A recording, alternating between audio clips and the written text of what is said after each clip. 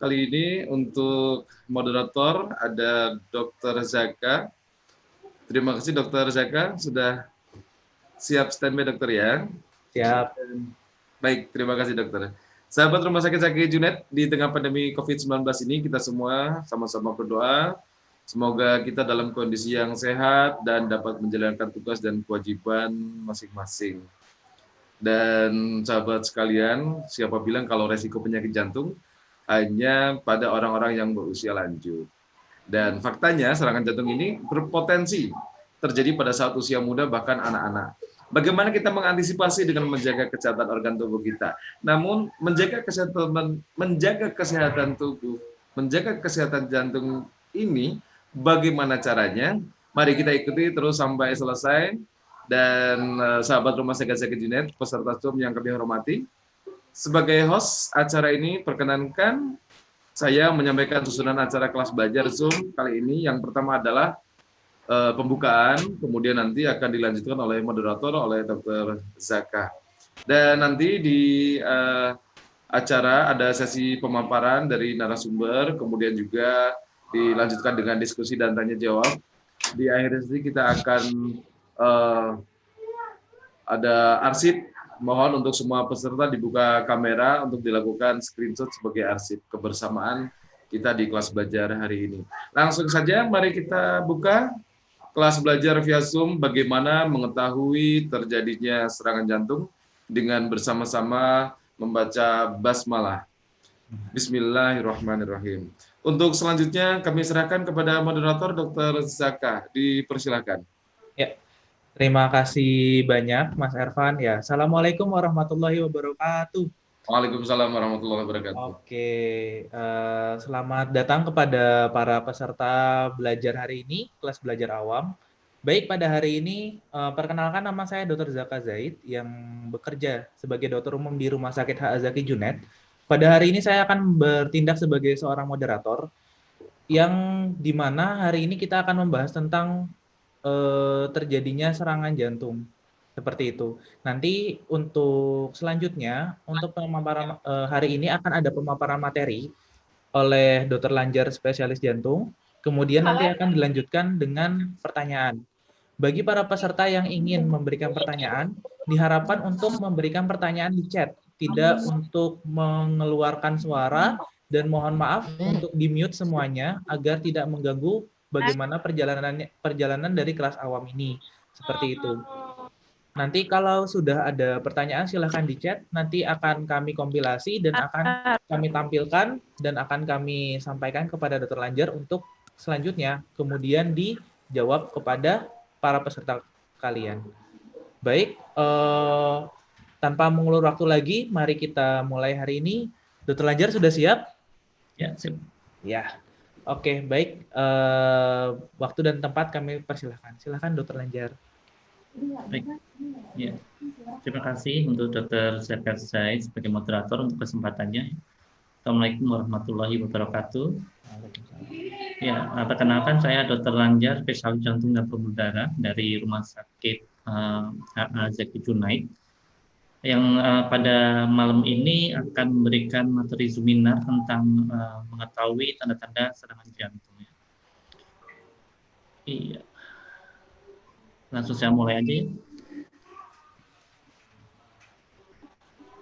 Oke, jadi untuk mengetahui terjadinya serangan jantung kita perlu ya tahu tanda-tanda dan gejalanya ya. Kenapa sih serangan jantung ini penting?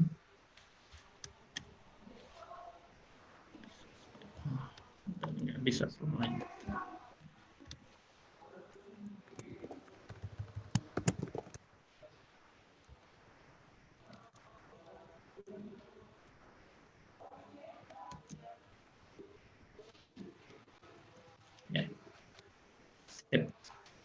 Jadi kadang-kadang kita pernah kan mendengar tentang serangan jantung, baik kadang-kadang tetangga atau teman atau keluarga itu pernah terkena serangan jantung.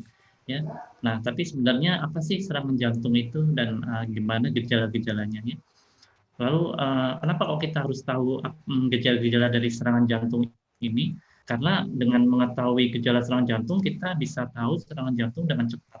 sehingga dapat diberikan penanganan yang baik, sehingga pada akhirnya diharapkan tidak terjadi komplikasi akibat serangan jantung ini.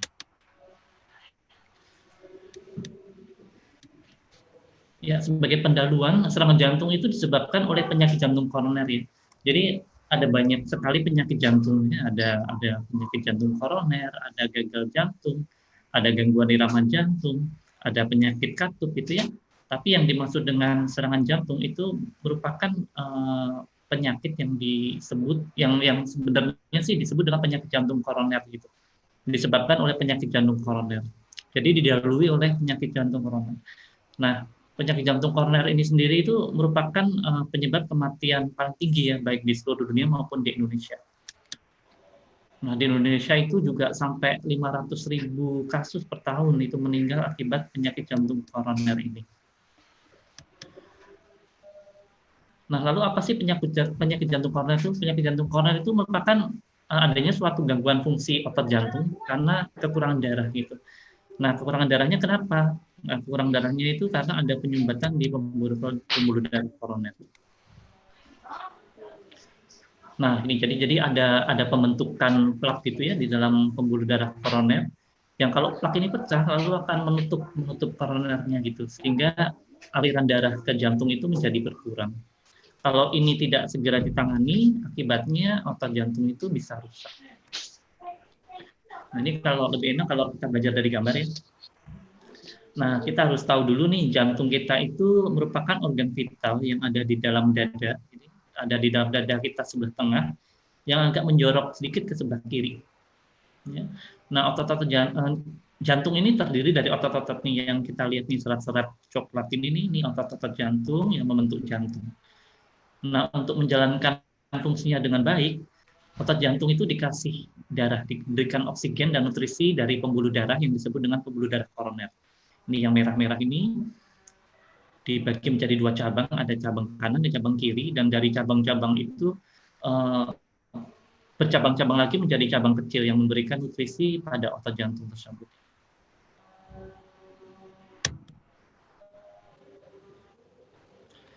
Nah, kalau misalnya ada suatu penumpukan lemak di dalam darah, misalnya kadar kolesterol kita tinggi dalam waktu yang lama-lama itu bisa menumpuk nih di dalam pembuluh darah koroner itu. Nah, kalau lama-lama menumpuk, lalu terbentuk suatu sumbatan nih, kayak plak nih, yang disebut dengan plak. Nah, kadang-kadang plak ini pecah, sehingga mengeluarkan darah terus menjadi menggumpal itu. Nah, itulah yang disebut dengan serangan jantung. Nah, kalau ini terjadi serangan jantung akibat ada penggumpalan darah di dalam koroner, akibatnya ini kan otot jantung tidak mendapatkan oksigen, tidak mendapatkan nutrisi gitu ya. Nah, akhirnya otot jantung ini akan mengalami kematian berwarna hitam ini. Nah, ini kalau dari penampang yang lain, jadi normalnya ini pembuluh darah koroner yang ngasih oksigen dan nutrisi ke jantung itu tuh mulus nih. Nah, karena ada suatu penumpukan lemak yang cukup lama, ini akhirnya terbentuk suatu plak. Nah, plak ini lama-lama tambah besar dan bisa pecah. Jika pecah, lalu akan terjadi suatu gumpalan darah yang menutup koroner. Inilah yang disebut dengan serangan jantung. Nah, lalu gimana sih gejala-gejala serangan jantung itu? Nah, gejala serangan jantung itu yang paling penting ya nyeri dada gitu. Cuman nyeri dadanya itu berbeda dibandingkan dengan penyakit jantung koroner yang biasa. Kalau nyeri dada di penyakit jantung koroner yang biasa itu biasanya muncul saat aktivitas, terus hilang kalau misalnya istirahat. Nah, kalau serangan jantung biasanya itu nyerinya tuh hebat sekali gitu ya, di tengah dada itu. Nyerinya itu tumpul tuh jadi kayak nggak bisa ditunjuk gitu, kayak ditindih benda berat gitu, dan bisa menjalar ke lengan atau ke leher atau bahkan ke punggung. Nah, yang paling penting ini durasinya lebih dari 20 menit. Jadi kalau mengalami suatu nyeri dada seperti deskripsi ini, terus kok tidak hilang dengan istirahat lebih dari seperempat jam, itu jadi sebaiknya sih segera ke rumah sakitnya. Karena semakin cepat untuk mendapatkan penanganan, maka semakin baik pula kemungkinan untuk sembuhnya secara sempurna istilahnya. Nah, lalu apa sih yang menyebabkan penyakit jantung? Jadi setelah kita tahu apa aja gejalanya, kita harus tahu faktor risiko yang bisa menyebabkan penyakit jantung koroner dan tentu saja menyebabkan eh, serangan jantung ini. Ada dua secara garis besar itu yang tidak bisa diubah dan bisa diubah. Kalau yang tidak bisa diubah ini ya kita tidak bisa apa-apakan. Misalnya jenis kelamin, pria itu lebih lebih rentan untuk terkena serangan jantung. Lalu yang berikutnya keturunan. Jadi kalau misalnya ada keluarga gitu ya, misalnya keluarga yang sedarah itu ada riwayat terkena serangan jantung, biasanya sih lebih rentan untuk terkena serangan jantung juga. Yang berikutnya usia. Jadi semakin tua usia kita eh, juga akan lebih rentan untuk terkena serangan jantung. Sedangkan faktor risiko yang bisa diubah ini secara garis besar ada 4 yang paling utama, yaitu tensi tinggi, lalu kolesterol di dalam darah yang tinggi, rokok, dan diabetes atau kadar gula darah yang cukup tinggi. Untuk faktor-faktor risiko lainnya, contohnya kurangnya olahraga, lalu obesitas atau kelebihan berat badan, dan juga stres. Nah, jadi apa yang bisa kita lakukan untuk mengurangi risiko terkena serangan jantung? Yang jelas diet. Diet itu bukan mengurangi makannya, tapi menjaga pola makan. Nah, makanan-makanan apa yang harus kita hindari? Contohnya makanan-makanan berlemak. Karena makanan berlemak itu rentan untuk meningkatkan kadar lemak dalam darah kita yang dapat menumpuk di pembuluh darah koroner jantung kita. Lalu kita juga sebaiknya konsumsi lebih banyak sayur-sayuran dan buah. Yang berikutnya yaitu olahraga. Olahraga yang disarankan yaitu olahraga dengan intensitas sedang, seperti misalnya bersepeda, berjalan cepat, atau berenang gitu. Ya itu minimal 30 menit per hari olahraganya gitu. Dan dilakukan paling tidak 5 kali dalam seminggu. Yang berikutnya harus stop rokok ya. Jadi kalau saya kembali lagi ke faktor risiko yang tadi, jadi kita harus menghindari ini semua nih. Jadi stop merokok, lalu menjaga hipertensi, kolesterol, dan diabetes. Nah, berikutnya yaitu menjaga berat badan. Jadi sebaiknya sih BMI-nya kurang dari, kalau untuk Asia kurang dari 23. Nah, gimana cara menghitung BMI ya ada hitungannya, tapi kalau dengan praktis ya sebenarnya ada banyak aplikasi di HP itu yang bisa di-download untuk menghitung BMI kita ya. Yang berikutnya yaitu tadi menjaga satu merokok, tekanan darah, kolesterol, dan diabetes. Jadi untuk tekanan darah kita harus menjaga di bawah 140/90.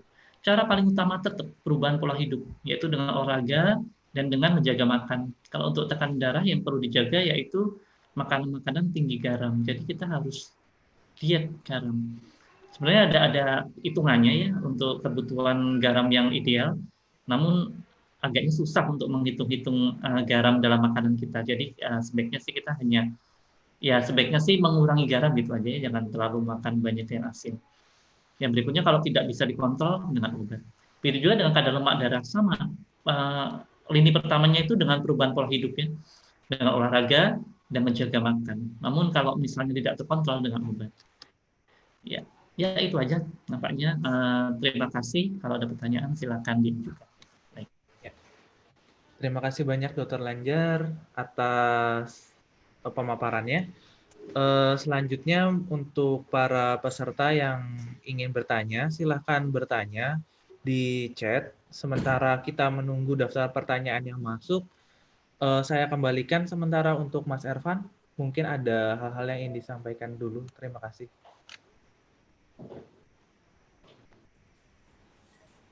Baik, terima kasih Dr. Zaka. Sambil kita tunggu pertanyaan dari para peserta, perlu kita sampaikan tentang pelayanan-pelayanan unggulan di Rumah Sakit Zaki Junet.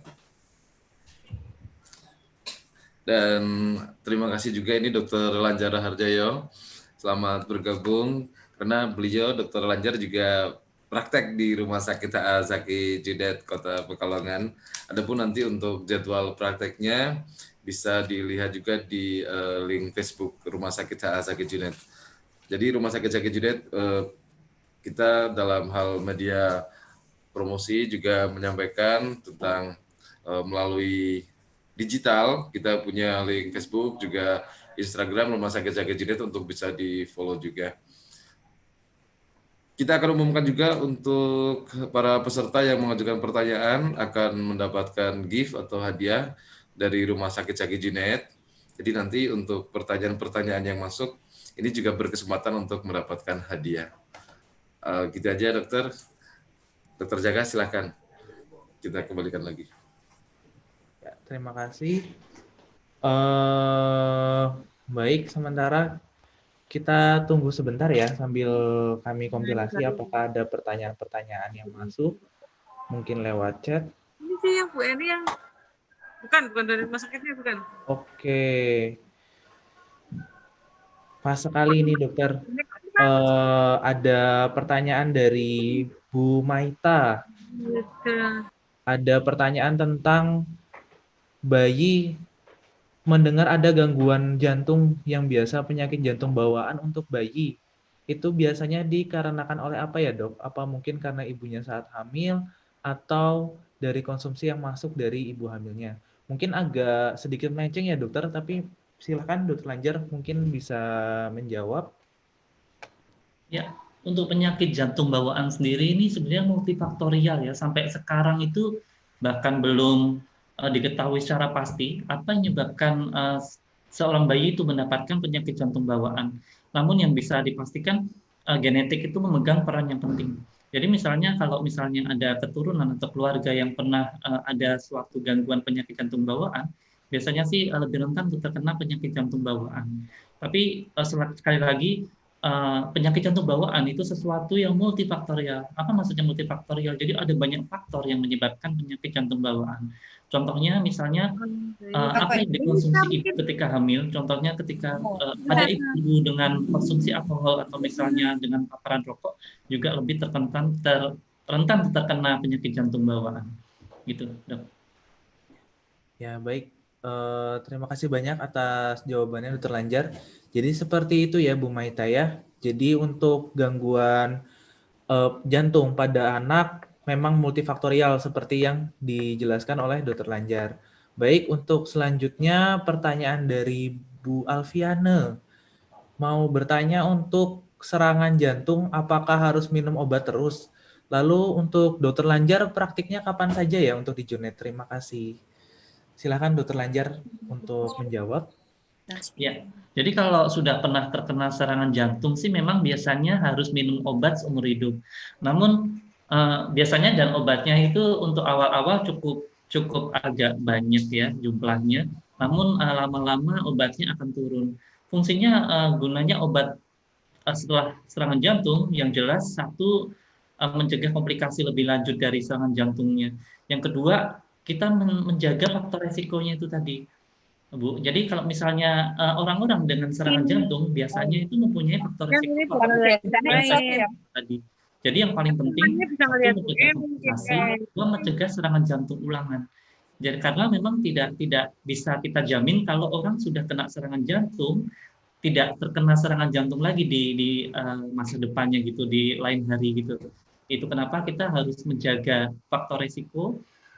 Dengan tadi lini pertamanya sebenarnya dengan perubahan pola hidup. Namun kalau misalnya tidak berhasil ya tentu saja kita harus berikan obat. Gitu.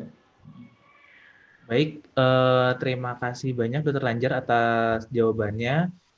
Begitu ya Bu Alfiana untuk pengobatan jantung. Mungkin nanti untuk selanjutnya apabila ingin penjelasan yang lebih lanjut, nanti silahkan Ibu Alfiana bisa datang ke Rumah Sakit H.A. Zaki Junaid. Nanti bisa konsultasi langsung dengan Dr. Lanjar. Jadi biar bisa lebih pas ya dokter ya untuk penjelasannya. Baik, untuk selanjutnya ini pertanyaannya agak mirip dokter dari Bu Avianti dan Bu Ita Sugiyarti.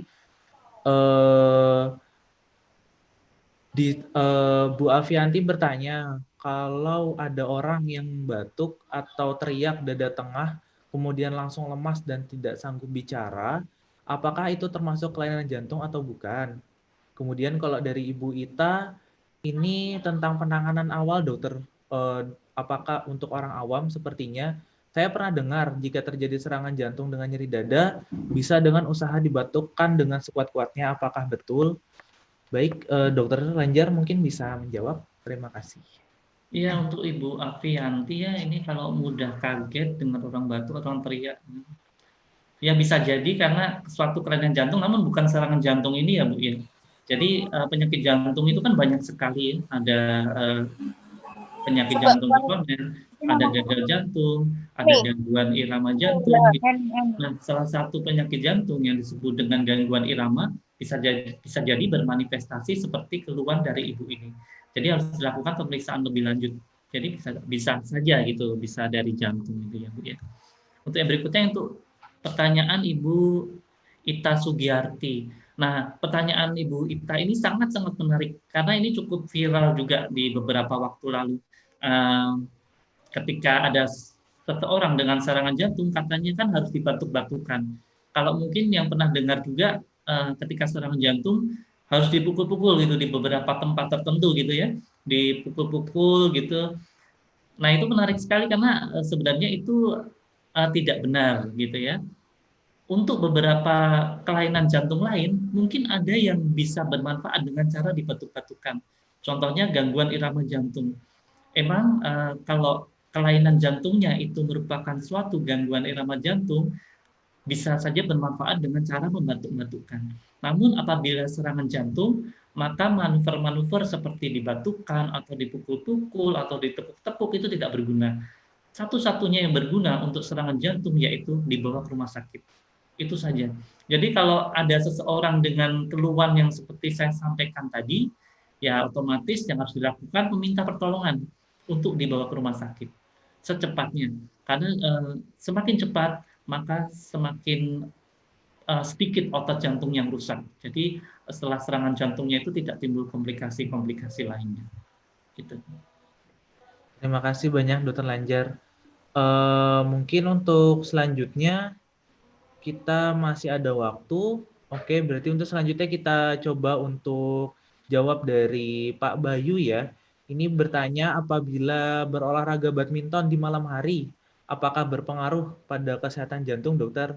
Kalau setahu saya, yang namanya olahraga ya berpengaruh ya. Tapi coba dokter Lanjar, apakah mungkin ada pengaruh-pengaruh tertentu atas olahraga, misalnya terus dengan waktu olahraganya juga? Silahkan dokter.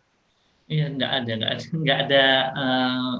ada hubungan antara waktu olahraga dengan kesehatan jantung. Jadi kapan saja Bapak sempat, misalnya sempatnya olahraganya memang seperti saya sampaikan tadi, olahraganya kan perlu cukup frekuensi yang cukup banyak ya, 5 kali per minggu itu kan cukup banyak.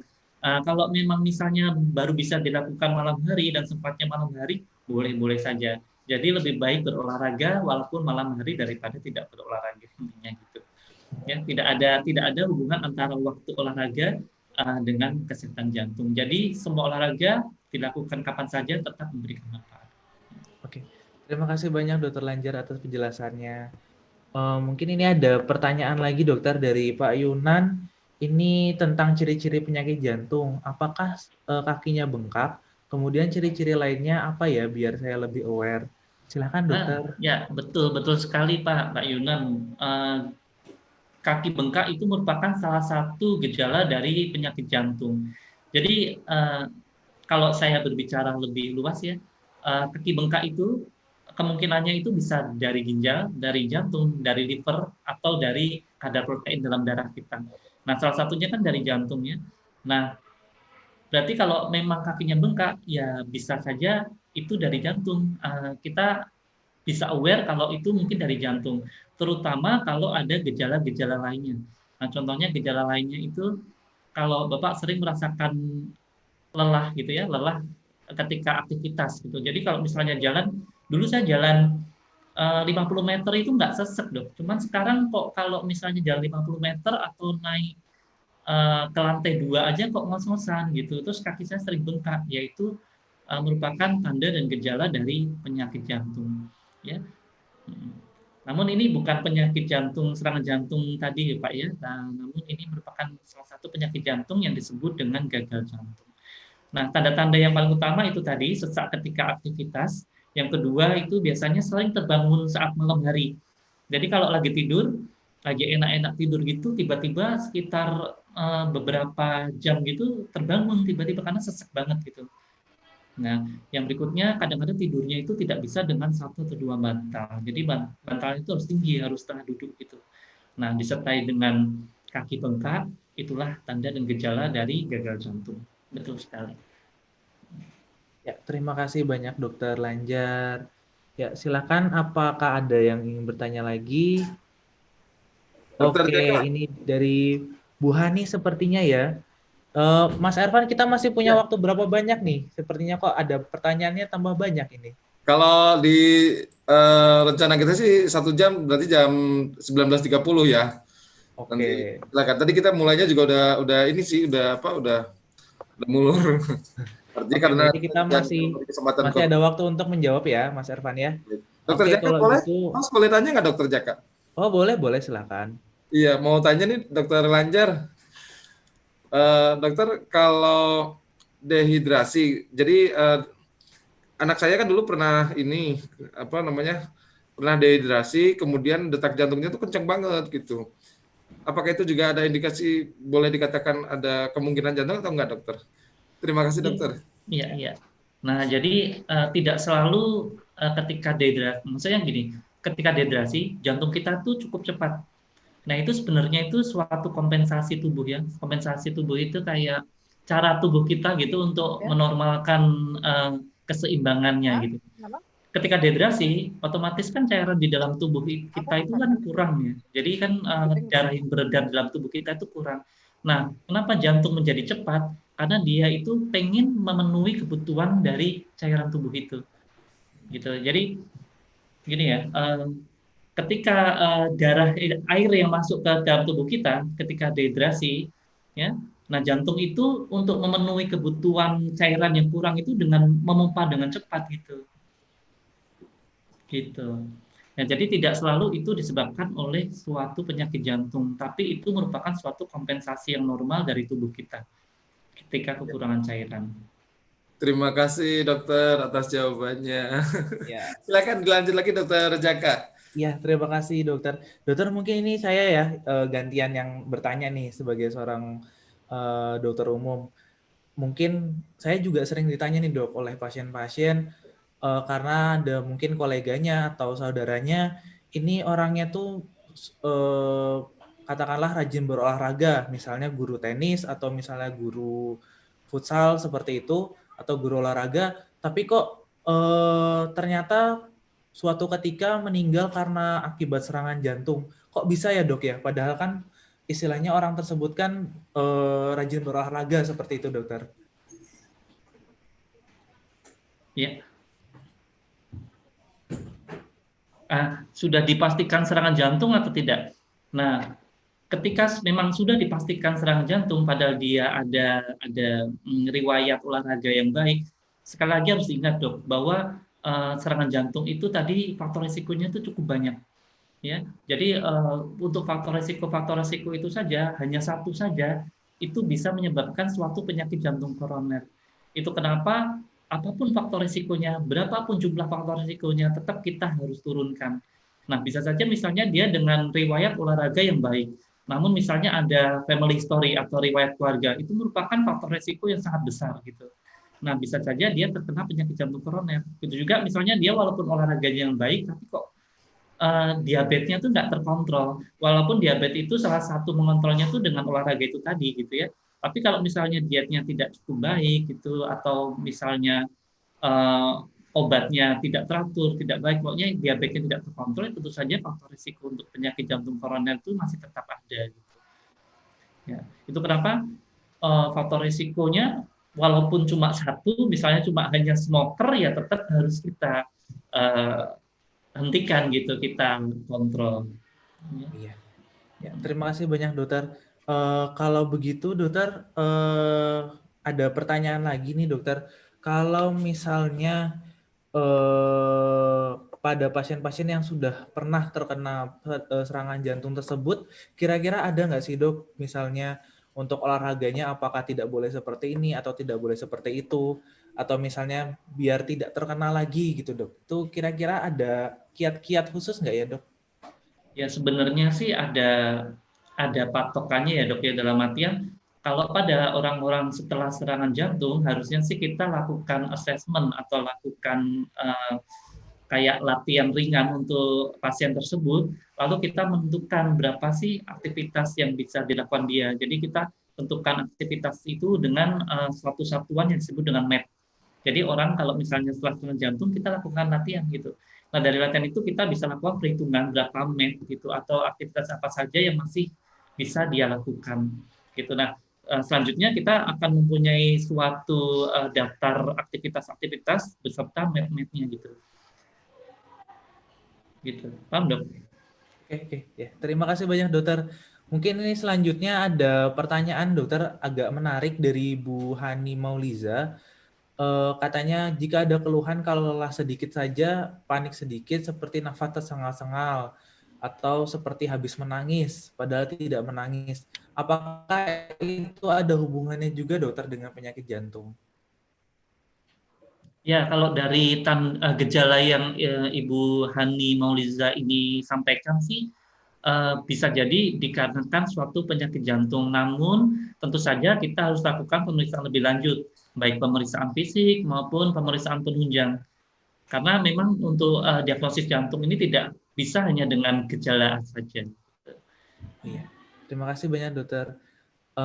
Mungkin pertanyaan yang selanjutnya dari Bu Nur Aini ya dokter. Ini ada anaknya ternyata 14 tahun, sejak kecil tangannya sering keluar keringat. Apakah benar dokter itu salah satu gejala kelainan dari jantung? Enggak, enggak. Enggak ada indikasi penyakit jantung yang di apa namanya yang gejalanya itu dengan sering banyak keringat. Itu kan mitos di masyarakat tuh begitu ya, kadang-kadang kalau misalnya tangannya sering keringetan itu katanya sakit jantung gitu. Nah, sebenarnya untuk keringetan di tangan sendiri itu tidak spesifik untuk penyakit jantung. Tidak ada penyakit jantung yang gejala spesifiknya itu dengan banyak berkeringat. Walaupun mungkin ada beberapa penyakit jantung yang menimbulkan keringat berlebih. Contohnya, misalnya penyakit jantung disebabkan karena hipertiroid. Tentu saja memang sering berkeringat begitu ya. Itu, tapi tidak semua sakit jantung itu gejalanya berkeringat seperti itu. Jadi kalau misalnya cuma keluhannya berkeringat di telapak tangan, tidak ada gejala-gejala lainnya, biasanya sih tidak disebabkan karena penyakit jantung. Ya, terima kasih banyak dokter. Berhubungan juga nih dok dengan tadi kan dokter bilang untuk mitos-mitos. Ini katanya Bu Suwarti ini katanya orang Jawa mengatakan ada angin duduk. Nah, angin duduk itu apakah termasuk serangan jantung atau bukan dokter? Mungkin apakah itu hanya istilah di masyarakat saja atau bagaimana? Terus ini juga mungkin berkaitan juga dokter dengan Ibu Maulidia karena saya juga sering dapat pasien yang bertanya juga apakah ada hubungannya sih antara asam lambung kemudian dengan penyakit jantung, karena biasanya bilang ini saya angin duduk, terus loh waktu itu dokternya bilang kok asam lambung, seperti itu dokter. Mungkin berkaitan juga dengan mitos-mitos di masyarakat. Silakan dokter. Ya, angin duduk itu memang yang disebut masyarakat angin duduk itu sebenarnya memang serangan jantung ya. Jadi orang kadang tidak mengerti bahwa angin duduk keluhannya itu seperti angin duduk, padahal sebenarnya orang tersebut serangan jantung. Itu kenapa kalau misalnya Bapak atau Ibu menemukan orang-orang terdekatnya kok merasakan ada angin duduk, sebaiknya sih dibawa ke rumah sakit. Pertanyaannya kan ini langkah apa yang pertama kali yang harus dilakukan? Nah, tadi kembali lagi ke keterangan saya tadi, kalau misalnya orang dengan serangan jantung atau orang awam bilangnya angin duduk, maka harus segera dibawa ke rumah sakit karena harus mendapatkan penanganan dengan segera. Gitu. Jadi tidak ada langkah lainnya lagi selain itu, gitu ya. Jadi langsung dibawa ke rumah sakit aja. Nah, untuk tadi dok yang pertanyaan lambung ya, nah itu pertanyaan bagus. Jadi memang kadang-kadang gejala dari penyakit lambung itu kadang-kadang tumpang tindih dengan jantung. Karena kalau mengingat gambaran sudah saya berikan tadi, jantung itu letaknya kan di tengah, di dada sebelah tengah gitu ya, dan agak menjorok ke kiri dan ke bawah. Jadi memang lokasinya itu sangat dekat dengan lambung. Sehingga kadang-kadang ketika pasien itu mengalami suatu kelebihan asam lambung, itu manifestasinya itu terasa panas atau terbakar di dada. Sehingga kadang-kadang menjadi bingung gitu, apakah ini suatu asam lambungnya berlebih atau suatu serangan jantung gitu. Nah, begitu juga serangan jantung, beberapa serangan jantung, terutama serangan jantung di bagian kanan akibat penyumbatan koroner di kanan itu juga manifestasinya itu nyeri di ulu hati. Jadi seolah-olah kayak terkena asam lambung yang berlebih gitu dok. Gitu. Ya. Jadi kalau misalnya mengalami gejala-gejala seperti itu sebaiknya sih diperiksakan aja. Ya, baik. Terima kasih banyak Dokter Lanjar untuk jawabannya. Seperti itu, kepada para peserta, ada banyak sekali ya ilmu yang kita dapatkan pada hari ini. Mungkin saya bisa sedikit rekap satu persatu. Jadi kalau untuk pada pasien-pasien dengan serangan jantung ini memang gejalanya yang paling khas adalah nyeri dada ya dokter ya, nyeri dada yang khas seperti ditindih, kemudian agak lama lebih dari 20 menit, tapi memang gejala yang lainnya seperti yang dokter Lanjar jelaskan adalah salah satunya mungkin agak mirip dengan penyakit asam lambung.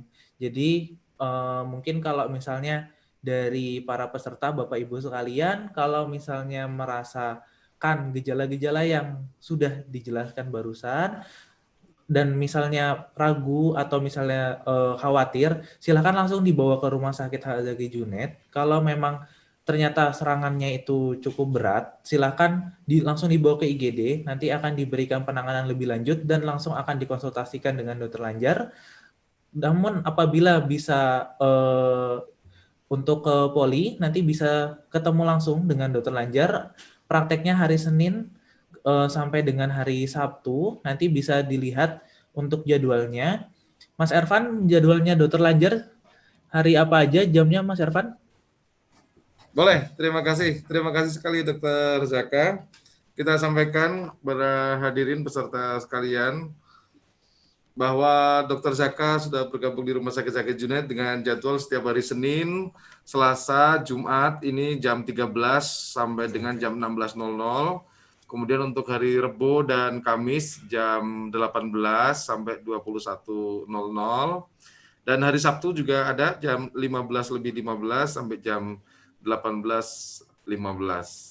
Jadi Dokter Lanjar, spesialis jantung dan pembuluh darah, ini praktek di Rumah Sakit Zaki Junet dari Senin, Selasa, Rabu, Kamis, Jumat, Sabtu. Tapi untuk Senin, Selasa, Jumat ini jam 13 sampai jam 16. Kemudian untuk yang hari Rabu jam 18 sampai 21. Hari Kamis juga sama jam 18 sampai 21. Sedangkan untuk hari Sabtu itu jam 15:15 sampai dengan jam 18:15.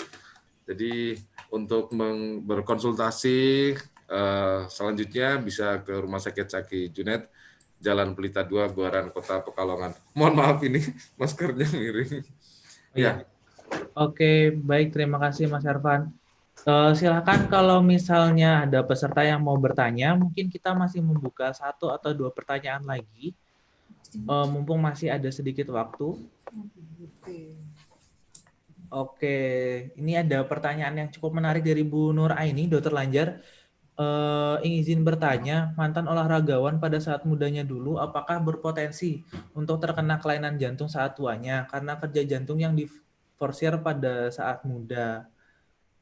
Baik, Dokter Lanjar silahkan dijawab. Ya, memang ada beberapa kasus di mana ketika olahragawan itu otot jantungnya itu menjadi sangat tebal gitu ya, sehingga terjadi gangguan pengisian pada jantungnya gitu.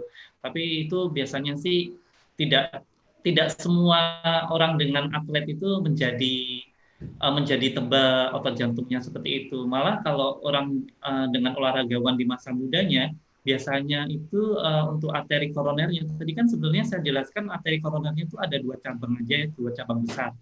Nah, menjadi cabang-cabang kecil lagi. Pada orang-orang dengan olahraga yang baik, biasanya pada cabang-cabang kecilnya itu cukup banyak. Jadi malahan kalau terjadi suatu serangan jantung itu akan menguntungkan bagi dia karena masih ada jalan lain gitu. Jadi ada jalan alternatif gitu untuk mencapai otot jantungnya gitu. Jadi benefitnya akan lebih besar daripada kerugian yang mungkin bisa didapatkan akibat olahraga. Gitu. Terima kasih banyak Dokter Lanjar atas jawabannya. Ini ada pertanyaan dari Bu Avianti lagi sepertinya ya, tentang mungkin salah satu mitos-mitos di masyarakat, dokter, mungkin untuk sekalian, apakah di sini Bu Avianti bertanya, apakah benar pisang emas dan singkong bisa menguatkan jantung? Kemudian mungkin bisa dijelaskan sekalian, dokter, kira-kira apa sih yang bisa dilakukan, terutama untuk orang-orang yang memiliki faktor risiko, misalnya yang sudah usianya di atas 40 tahun, kemudian yang laki-laki, untuk lebih sehat jantungnya seperti itu, dokter, kalau dari segi makanan dan minuman yang biasa kita konsumsi. Terima kasih, dokter. Ya, untuk pisang emas dan singkong ini terus terang saya belum pernah mendengar ya, dan juga belum pernah membaca, karena bagaimanapun kami sebagai medis kan harus didasarkan penelitian yang panjang untuk memberikan atau menyarankan sesuatu makanan atau melarang makanan. Jadi harus ada uji klinisnya, Ibu. Jadi terus terang kalau untuk pisang emas dan singkong ini saya sih belum pernah membaca kalau bisa menguatkan jantung. Namun yang bisa saya pastikan sih sepertinya pisang emas dan singkong ini sih tidak memberikan manfaat yang buruk juga untuk jantung. Gitu, karena pisang emas dan singkong ini kan tinggi karbo gitu, tinggi karbohidrat ya. Nah, itu sih tidak terlalu buruk untuk jantung. Namun untuk manfaatnya menguatkan jantung, terus terang saya juga belum pernah tahu. Belum pernah ada penelitian yang meneliti tentang pisang emas dan singkong ini. Gitu.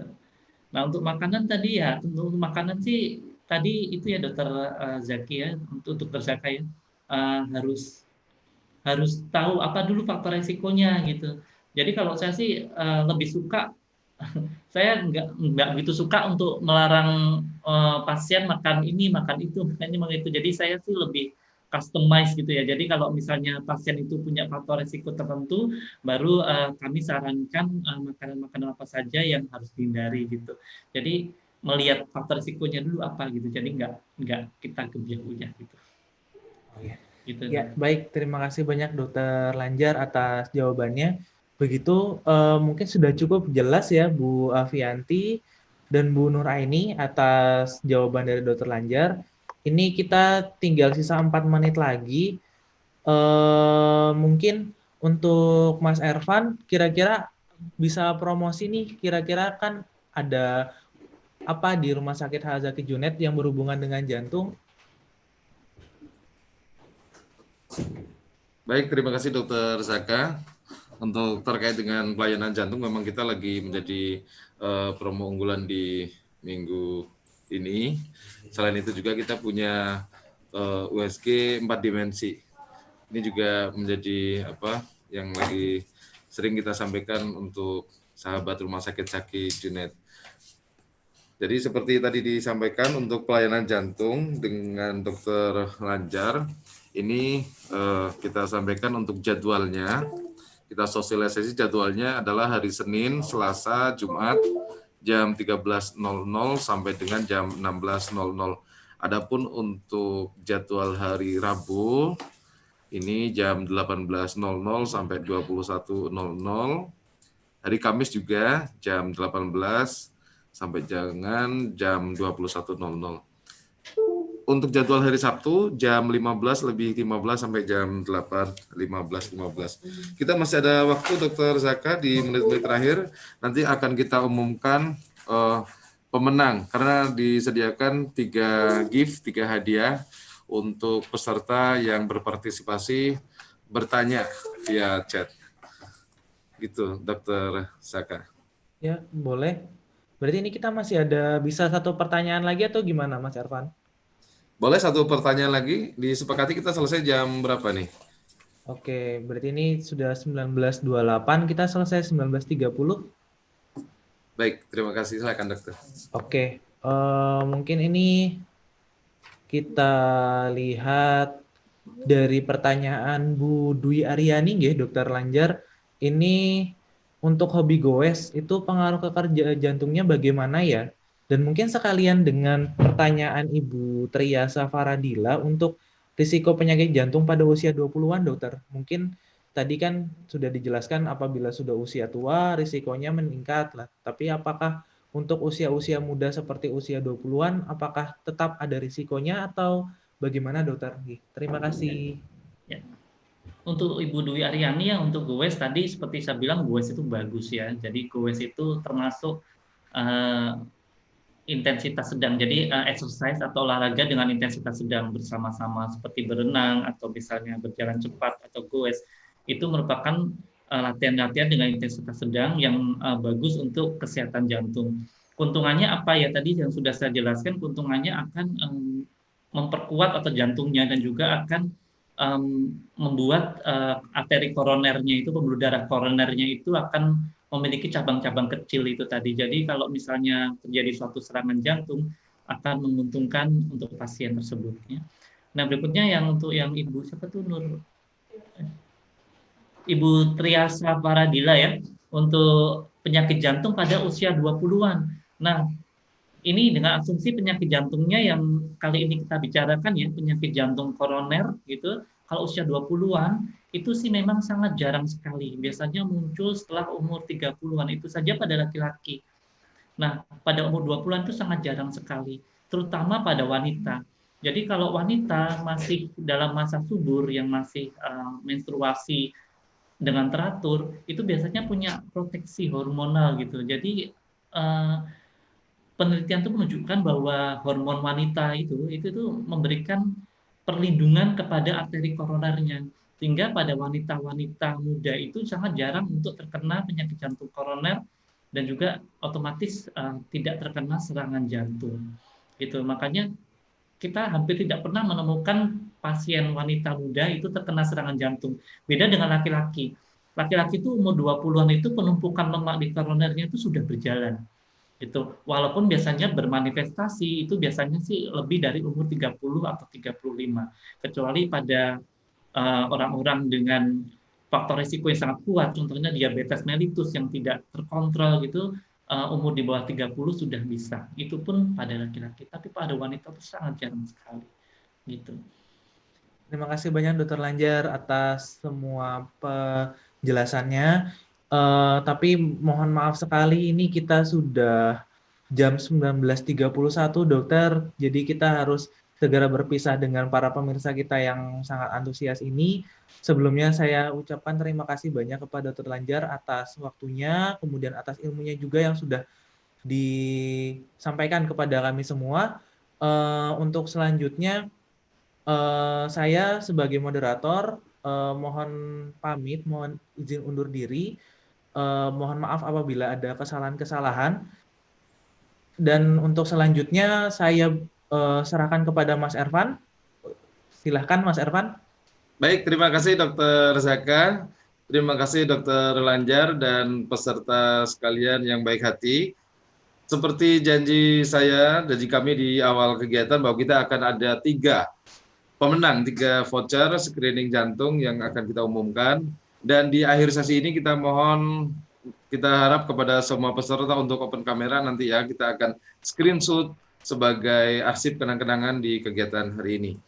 Dan langsung saja, berdasarkan kesepakatan dari tim, dari panitia di sini, bahwa penanya-penanya kita tampung, kemudian kita acak, kita pilih secara acak, adapun yang berhak mendapatkan hadiah, berupa voucher screening jantung di Rumah Sakit Zaki Junet. Ya, hadiahnya adalah voucher screening jantung di Rumah Sakit Zaki Junet. Ini berlaku untuk 1 orang dan pemenangnya adalah selamat untuk Ibu Maulidia. Ya, Ibu Maulidia ya. Kemudian untuk pemenang berikutnya yang juga sudah berpartisipasi melalui pertanyaan via chat adalah Ibu Ita Sugiharti. Dan pemenang ketiga yang berhak mendapatkan voucher screening jantung di Rumah Sakit Zaki Junet adalah Ibu Suwartini. Baik, untuk 3 pemenang tadi, Ibu Maulidia, Ibu Ita Sugiharti, dan Ibu Suwartini, ini nanti bisa konfirmasi ke Rumah Sakit Zaki Junet dengan bagian marketing melalui Pak Lukman atau Ibu Puput Cinta Putriana. Dan terima kasih untuk peserta sekalian. Mohon untuk open kamera ya. Kita akan lakukan screenshot. Terima kasih Dr. Lanjar. Mohon izin Dr. Zaka juga open kamera dan semuanya. Kita lakukan dalam hitungan ke-3. Sebentar. Kita siapkan. Bagaimana Pak Nasution? Sudah siap? Bapak Abdul Ghafur, Ibu Nuraini apa kabar? Ibu Ika, kita sapa-sapa dulu untuk Kombifen. Ibu Suwartini, jangan lupa ya, nanti hadiahnya bisa diambil. Selamat dapat voucher screening jantung di Rumah Sakit Zaki Junet. Oke, sudah siap Pak Nasution? Baik, dalam hitungan ketiga, kita akan ambil screenshot. Pak Jalu, tolong. Ya. Dikteknya Satu. mana lagi? 2. Mana yang dikejar? Pastikan lagi. Oke. Ya, kita geser lagi ke slide berikutnya.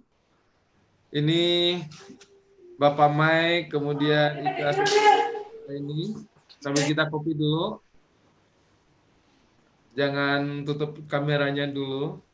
Sambil kita persiapan untuk screenshot voucher screening jantung. Screening jantung di Rumah Sakit Zaki Junet adalah pemenangnya Ibu Maulidia, Ibu Ita Sugiyarti, dan Ibu Suwartini.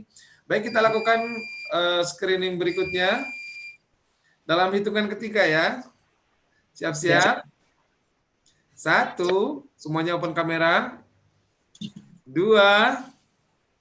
3. Oke, terima kasih senyum yang terbaik. Silakan. Kita ada berapa slide, Panas? Cukup ya? Cukup. Ya, ini. Baik, terima kasih untuk semua peserta. Terima kasih Dr. Lanjara Harjoyo yang sudah memberikan ilmunya. Insya Allah bermanfaat di dunia dan akhirat. Terima kasih juga Dr. Jaka. Marilah kita tutup kebersamaan kita hari ini dengan bersama-sama membaca hamdalah. Alhamdulillahirrahmanirrahim. Assalamualaikum warahmatullahi wabarakatuh. Waalaikumsalam warahmatullahi wabarakatuh.